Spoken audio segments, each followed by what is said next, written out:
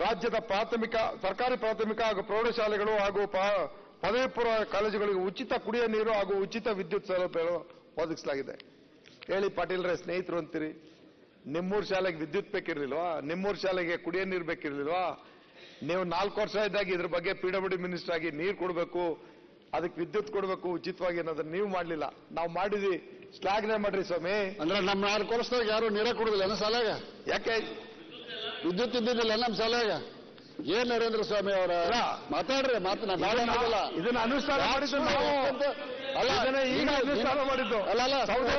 ಸಿದ್ದು ನಿನ್ನ ಕೇಳಿದ್ದೆ ಕರ್ಣ ಕಠೋರ ಆಗೈತೆ ನಮಗ, ಮತ್ತೆ ಅದನ್ನ ಇವತ್ತು ನೀವು ಸಪೋರ್ಟ್ ಮಾಡಕತ್ತೀರಿ.